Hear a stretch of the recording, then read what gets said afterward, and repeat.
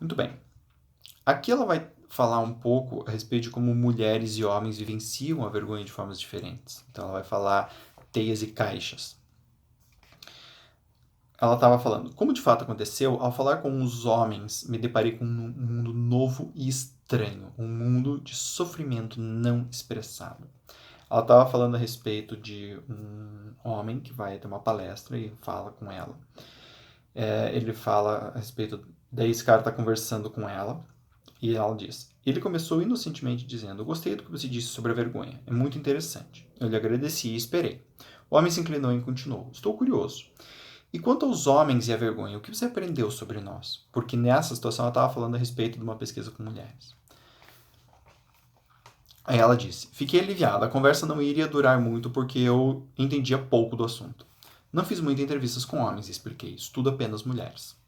Ele fez que sim com a cabeça e disse: Entendo, é conveniente. No mesmo instante, senti os cabelos da minha nuca se arrepiarem em atitude defensiva. Forcei um sorriso e perguntei, na voz alterada que costumo usar quando me sinto desconfortável: Por que conveniente? Quer mesmo saber? Claro, respondi, preparando-me para a guerra. Então os olhos do homem se encheram de lágrimas. Ele disse: Nós temos vergonha, uma vergonha profunda. Mas quando reconhecemos e contamos nossa história, não encontramos apoio.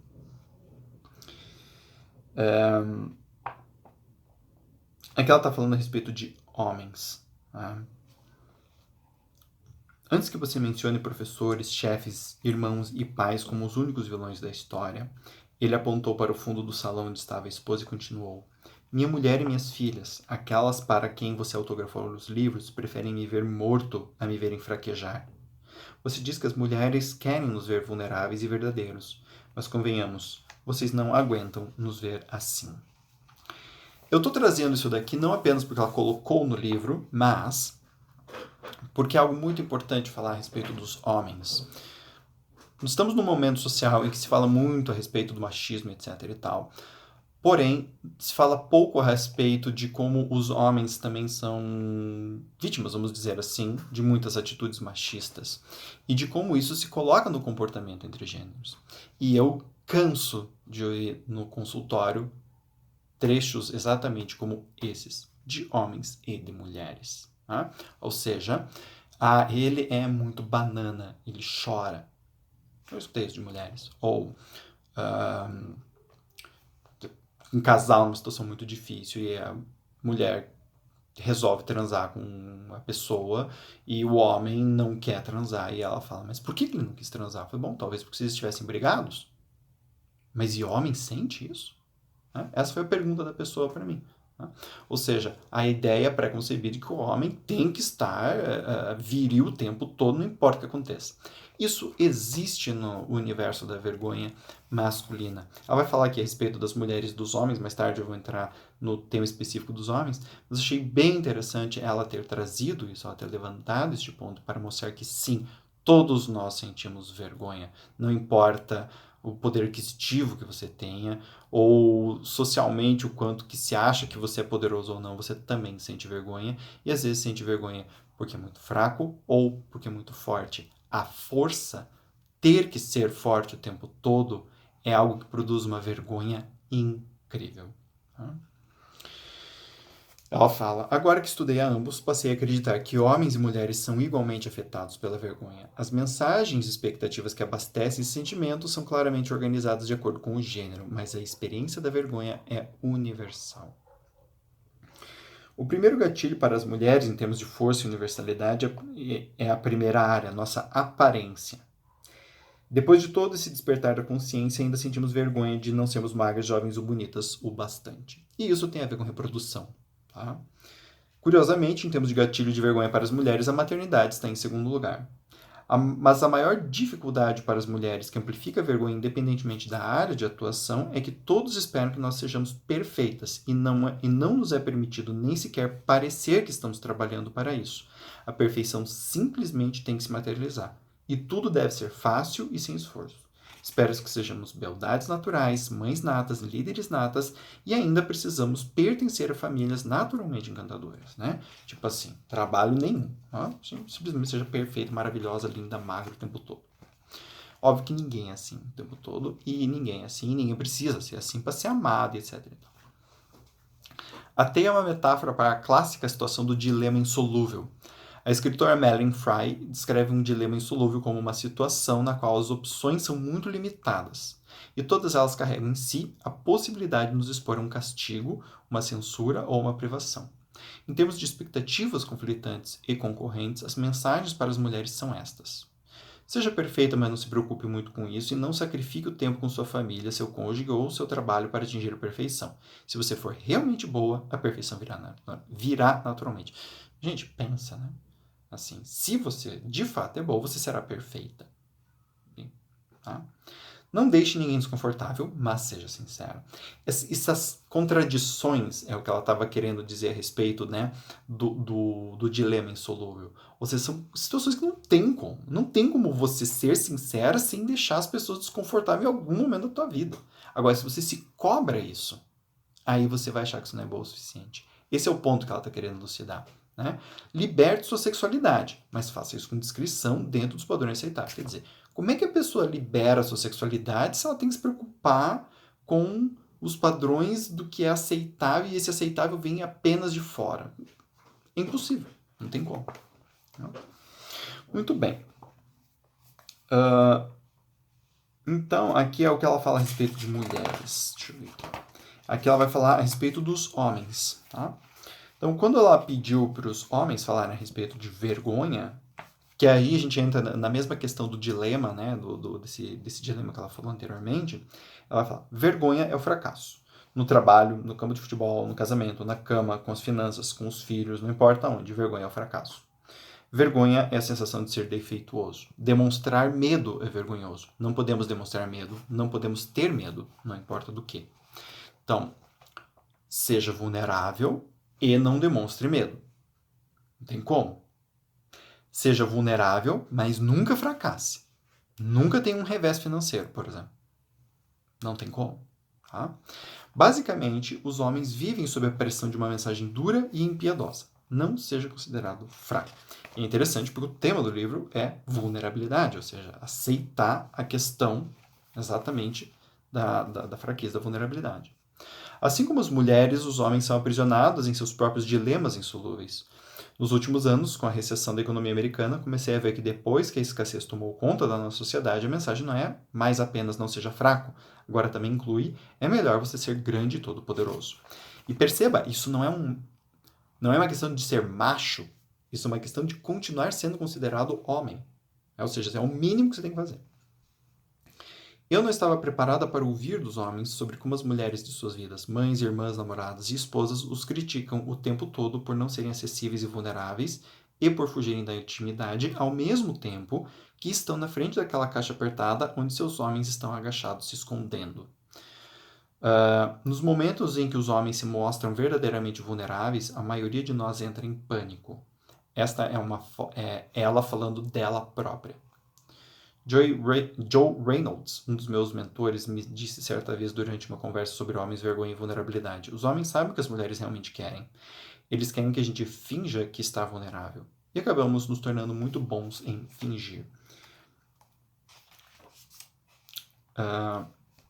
Irritados ou retraídos. Não pretendo simplificar algo tão complexo quanto a reação à vergonha, mas devo dizer que quando se trata de homens, parece haver duas relações básicas. Fico irritados ou retraídos. Aqui ela estava falando sobre o treinador dela. Naquele momento ficou muito claro para mim como o mundo funciona e o que significa ser um homem. Não ter permissão para sentir medo, para demonstrar medo, não ter permissão para ser vulnerável. Tá? Então,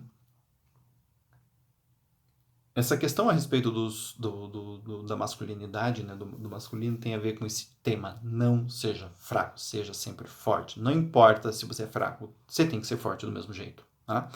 Então, extrair uma força que não existe de um lugar que é impossível. Essa é a missão do homem. Tá? Do mesmo jeito que a mulher precisa ser perfeita o tempo todo, o homem precisa ser forte o tempo todo. E nisso que as nossas relações humanas se intermeiam. Tá? As relações heteroafetivas se intermeiam. Aqui ela vai falar, somos exigentes com... Aqui ela vai falar daí sobre as mulheres. Somos exigentes com as outras porque somos muito exigentes com nós mesmas. É exatamente assim que o julgamento funciona. Achar alguém para rebaixar, julgar ou criticar se torna uma maneira de escapar da teia ou de desviar a atenção. Se você está saindo pior do que eu em alguma coisa, imagine minhas chances de sobrevivência maiores. Percebem como ela fala chance de sobrevivência? Ou seja, a ideia, de novo, da nossa neurologia, da nossa biologia, querendo sobreviver. Se eu sou uma mulher perfeita, eu vou aumentar as minhas chances de sobrevivência e da minha prole. Tá? Sempre estamos falando sobre sobrevivência. Não é à toa que o tema da mulher é ser perfeita e que a do homem é ser forte.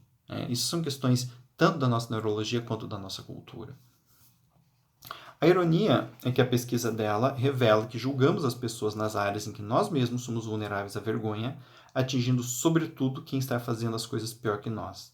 Se me sinto bem em relação à educação dos filhos, não tenho interesse em julgar as opções de outras pessoas.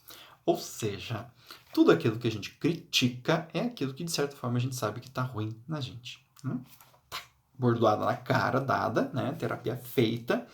Então, a gente sempre tem que tomar cuidado com as críticas que a gente faz, porque geralmente estamos falando de nós mesmos. Quando as pessoas não se sentem mal com algo, elas observam e elas percebem que às vezes o outro está tendo dificuldades, mas isso não toca o emocional delas. Quando toca o nosso emocional e a gente precisa de alguma forma fazer uma crítica, é uma forma de defesa, porque a gente se espelha no outro, a gente se percebe naquela pessoa. E isso é o que dói. Né? Por isso que a questão da vergonha é tão difícil. A gente olha para o outro e se vê. A gente não gosta do que vê na gente e critica o outro como uma forma de se proteger. Mas ao fazer essa proteção, a gente está destruindo o outro e denegrindo a gente mesmo. Porque nós acreditamos que daí, para eu ser bom, é porque o outro está pior do que eu. Tá? Muito interessante esses mecanismos. Que ela fala, há uma transformação silenciosa acontecendo que está nos levando de afrontar o outro para nos aproximar do outro. Por quê? Porque nós precisamos disso. Esta ideia de seja sempre melhor, ela vai nos levar a uma derrocada social. Por quê? Porque melhor implica melhor do que o outro. Só que é exatamente disso que a gente está fugindo. Né? Ou seja, nós queremos ser cada vez mais top, mas para você ser cada vez mais top, quer dizer que os outros estão cada vez mais down. Só que ninguém quer ficar aqui, porque nós entendemos que isso ameaça a nossa sobrevivência. Então, ao invés de ficar top e down, a gente está começando a se equilibrar e olhar cada um no olho. E isso é o mais importante. Muito bem. Aqui ele está conversando sobre... Ela está falando a respeito de uma pessoa, né? Um homem falando a respeito da mulher, que quando a mulher não está interessada em sexo tem muita dificuldade e tal. E ele estava falando a respeito da pornografia. Por $5 e 5 minutos, você acha que está tendo o que precisa e sem o risco de ser rejeitado. O motivo dessa colocação ter me impactado tanto foi por ser absolutamente diferente do que as mulheres pensavam. Depois de entrevistar mulheres por uma década, ficou claro que elas acham que os homens buscam pornografia por não gostarem da aparência delas, ou por causa da falta de competência delas na área sexual. No fim da minha entrevista com o terapeuta, ele disse: a grande revelação é que o sexo é assustador para a maioria dos homens. É por isso que essas coisas da pornografia e a violência são tentativas desesperadas de exercer poder e controle. A rejeição é profundamente dolorosa. Tem um livro do Roy Baumeister que se chama Is Anything Good About Man? Eu acho que não tem tradução ainda para o português, mas existe algo de bom no homem? E que ele vai mostrar esse dilema que ela está citando nesse livro, que é assim, um dos grandes problemas a respeito do homem é os homens antigamente que não se reproduziam, morriam e acabou. Né? Não iam ter filhos, não iam ter netos. Hoje em dia é mais fácil, mas há centenas de anos atrás era muito mais difícil você ter e manter uma prole, uma família. Tá? Então, essa questão do sexo ser assustador e da rejeição ser tão dolorosa para o homem tem a ver com esta ideia. Eu não sou bom o suficiente, não vou conseguir continuar, não vou conseguir dar continuidade à minha vida. Tá? É bem interessante essas reflexões que ela e alguns outros autores trazem a respeito tanto do feminino como do masculino vistos por essa ótica. Tá?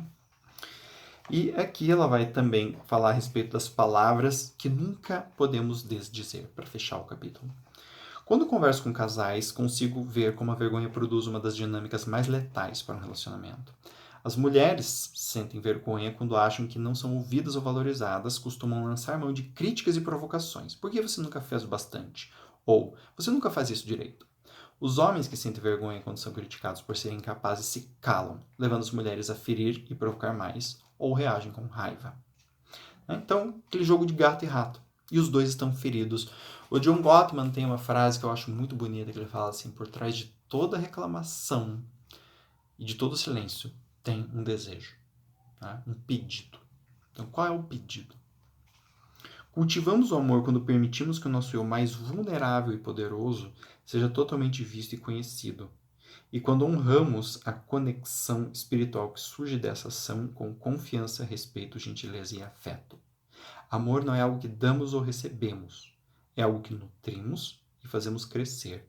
Um vínculo que só pode ser cultivado entre duas pessoas quando já existe dentro de cada uma delas. Só podemos amar alguém na medida em que amamos a nós mesmos. E o que ela está falando aqui é muito verdadeiro. À medida em que eu tenho muita vergonha a meu respeito, eu vou comunicar isso na minha relação. Por quê? Porque eu vou sentir isso na minha relação. Eu vou sentir que meu parceiro está me rejeitando. E eu não vou querer isso. Tá? Então, vai acontecer alguma coisa e eu vou passar isso adiante. A partir do momento que eu nutro o amor por mim, eu também vou conseguir amar o outro. Eu também vou conseguir compartilhar isso com o outro. Aqui, mais tarde, eu vou também trazer um livro da Barbara Fredrickson a respeito do amor, o Amor 2.0, que traz bem essa noção. Amor não é uma coisa que se dá ou se troca. Amor é algo que se constrói entre duas pessoas. Tá? Muito bem. E para fechar, ela vai falar sobre o tornando-se autêntico. Tá? Não importa se o grupo é uma gangue, uma torcida organizada, um grupo de igreja, um grupo de machistas, o pedido que se faz aos membros para odiarem ou desprezarem um outro de pessoas com uma condição de aceitação tem tudo a ver com controle e poder.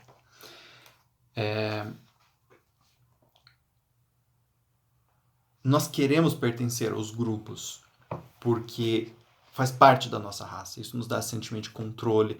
E não é controle sobre esse controle malvado, vamos dizer assim. É simplesmente sentir de controle sobre a própria vida, né? De eu vou conseguir continuar vivendo. Porque a nossa espécie hoje, que tem bilhões de seres humanos no planeta, você sai de um grupo e entra no outro. Mas não foi assim que o nosso corpo foi formado. Você saía de um grupo, você morria, muito provavelmente. Né? Então ser exilado era a pior coisa que existia. Que era 95% de chance que você ia morrer. Então, esse sentimento nos dá esse controle de eu vou continuar vivo, essa segurança em se manter vivo, tá? Ao mesmo tempo, as coisas que fazemos para nos mantermos pertencentes podem ser muito deletérias da nossa individualidade. Então, nós, entre aspas, acreditamos que precisamos manter o grupo abrindo mão de nós mesmos. Mas é exatamente o que faz isso que faz com que o grupo se torne pernicioso para as pessoas lá envolvidas. Né? Então, a partir do momento que a gente pode criar um equilíbrio entre o quanto de fato eu preciso manejar o meu comportamento para pertencer ao grupo e quanto eu posso ser autêntico, mesmo correndo o risco de perder um pouco de contato, esse meio de campo é onde está esse desejo por vulnerabilidade. Eu quero fazer parte do grupo e eu quero fazer parte do grupo. E não um conjunto de regras impostas que eu vou abraçar e vou interpretar como sendo eu. Né? Vou representar como se fosse um ator sendo eu. Tá? Mas sim a minha pessoa. Tá? Bem, gente, espero que esse capítulo tenha sido interessante para vocês. Tá? É um capítulo... tem muito conteúdo, então eu resolvi organizar isso em vários vídeos, porque senão poderia ficar muito cansativo, mas este é o capítulo 3. Tá? Nós vamos mais tarde trabalhar com os outros capítulos, que também são rechadíssimos de conteúdo, e eu espero que tenha sido uma leitura interessante para vocês, assim como foi para mim, ok? Convido todos vocês a me seguirem no Instagram e no Facebook. Lá no Instagram o Joaquim Roula Neto e lá no Facebook o Joaquim Neto Psicologia Clínica. Né? E quem não conhece, eu tenho podcasts também, o Pod Terapia em Gotas. Então convido vocês a compartilharem, darem likes e fazerem comentários caso gostem. Caso não gostem, também. Tá bom? Um abraço grande para todos vocês e até a próxima.